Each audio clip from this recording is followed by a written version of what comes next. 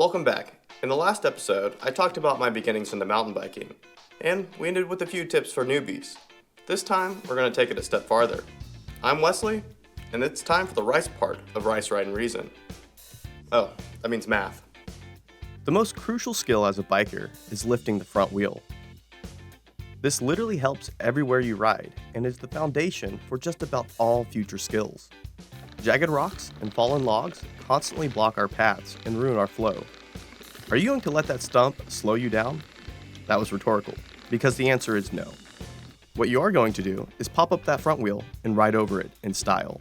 Plus, do you really want to watch those 7 and 8-year-olds riding around doing wheelies in the parking lot?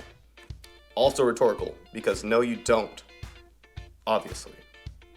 Lifting that front wheel lays the bedrock for at least four key skills. In technical terms, these skills are as follows: riding over things, flying off of things, jumping up to things, and looking awesome things. For starters, we want to be able to lift the front tire to aid in climbing and descending to help get over flow stoppers. Most of these obstacles are probably no taller than 3 inches, and you can typically ride around them, but that slows you down.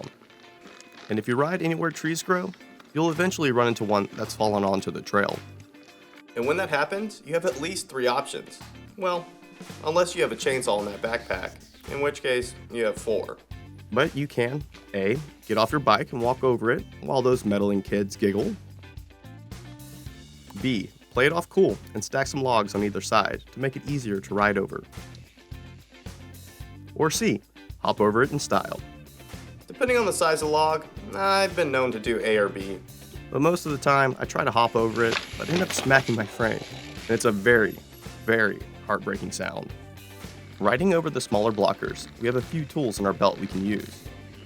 But be careful which tool you use though, because not all work everywhere. It's like that saying, if all you have is a hammer, everything starts to look like a nail. But with these little roots and rocks, we can start one of 3 ways. The easiest is just to lean back and unweight the front. With little to no downforce on the front wheel, it makes it substantially easier to just ride over them. The next is a little counterintuitive, but we can use the rebound of our fork to pop up the front tire. This requires a bit of timing, but isn't too hard once you get the hang of it. As you ride up to the log, push your body down into the bike.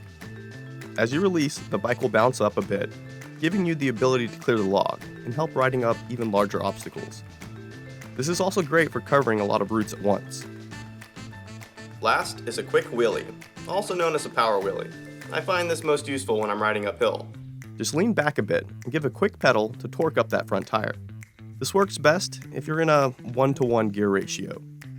Only downfall of a wheelie is you need to quickly shift your weight forward, or you'll smack your rear tire, which can be a bit jarring. Alrighty, well I never actually learned how to wheelie as a kid, and that's definitely when it's better to learn. The older you get, the more your bones tend to break, and I kinda need those for work. So we're gonna science the crap out of this to limit the number of bruises I get. I want to build a manual machine, also known as a bike trainer. Now I know some people really don't believe in these, and I get it. It's definitely a lot more practical to learn wheelies and manuals out there on the trails. But if I get stitches one more time, my wife is going to kill me. And worst case, I end up with a fancy bike rack. Plus, I really just want to build one. My main issue with wheelies right now is finding that balance point. Currently, I know I'm making quite a few mistakes. Every time I get the front tire up, I either go so far back and fall off the back of the bike, or I barely get the tire up and my handlebars immediately shift to the right, making my landings sketchy at best. I'm decently confident that both of the issues have the same root cause. I'm trying to pull up on my handlebars and not getting my center of gravity in the right position. The falling off the back happens when I finally get my CG in the right spot. Then I continue to pull back on the bars. Pulling your handlebars up does nothing but stress your bars. This is because your center of gravity is still over the bottom bracket. Let's look at how much force I'd actually need to pull up with to get into a wheelie only using arms. I know my wheelbase is 1.28 meters long, and I'm going to assume my CG is over the bottom bracket, but up another 0.76 meters. Now I can sum the moments around the rear axle, which will equal 0. In solving for the normal force on the front tire, I get 377.8 newtons. But if we're doing a wheelie, there should not be any force on the front tire, so that now equals 0. And all the force is coming from my arms, which is about 1 meter from the rear axle. So I need to pull up with 472 Newton meters of torque, and at the 1 meter distance, that equals about 106 pounds of force. Yeah, that's a lot. If we're able to shift those hips back and move our center of gravity up over the contact patch of the tire, that force goes way down. But I still don't think you're supposed to be lifting with the arms. It's all in the hips. If we push down and load the fork, the rebound will get us that initial pop up. Getting our mass closer to the bottom bracket and then pushing the hips back should give us enough torque to lift up and enter into the balance point. Alright, let's get to the designing part. Because all of our weight is in the front of the bike, we really don't need anything extending back behind us. Our fulcrum point is the rear axle, so we can keep the base platform a bit tighter. For the side panels, I'm going to put these at a shallow angle relative to the direction of the bike. This will be for some clearance to the derailleur and brakes. I really don't want to be smashing those. And we need something up top to tie this all together and not split the whole thing apart. Because I want this all flexible to help with balancing in the manual, I think I'm just going to tie it all together with some bungee cords. Now, time to cut this out.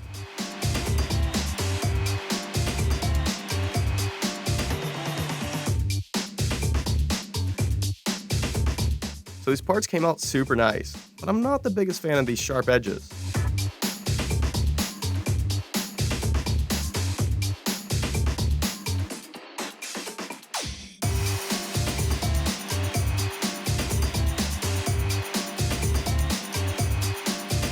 Well, here it is. Seems a bit sketchy, but I think it'll work. I mean, what's the worst that could happen? I think you're supposed to take off the chain to make these things work right, or else you're going to get the extra torque of using your rear wheel. But we don't want to do that.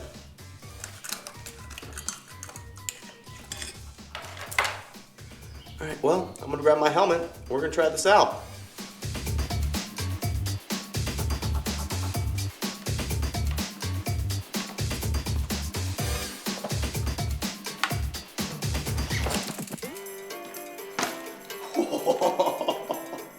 Now there are some subtle differences when training on a manual machine. The most obvious is that I'm stationary, so my balance point will actually be farther back than when I'm actually riding on the trail. This is because while in the manual machine, I'm just using torque to get my body to the balance point. But when we start to ride, we add a bit of velocity to the mix. Assuming we maintain a constant velocity, our balance point will become fixed again. But any slowing down or speeding up will cause the stable point to move. As you increase acceleration, you're shifting the forces on the wheels, lowering the normal force on the front and increasing it on the rear. This is because your body has inertia, and inertia is the property of an object that opposes movement. So when we accelerate, inertia is essentially a drag in the opposite direction that we need to overcome to get up to speed. Thus, when we accelerate quickly, it acts as a pseudo-force in the opposite direction that changes over time. Let's assume we're starting from a complete stop and our CG is directly over the bottom bracket. Well, with that, we need only 6.46 meters per second squared of acceleration for the front tire to become unweighted. For fun, let's see how much power we'd need to output to get into a wheelie. It's a pretty simple equation.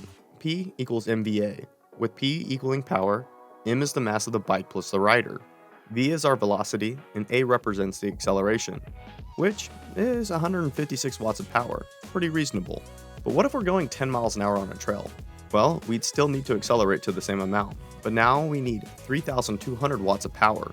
But if we shift our weight back to almost over the rear wheel, it's only 3.42 meters per second squared, and so that cuts the power almost in half to about 84 watts.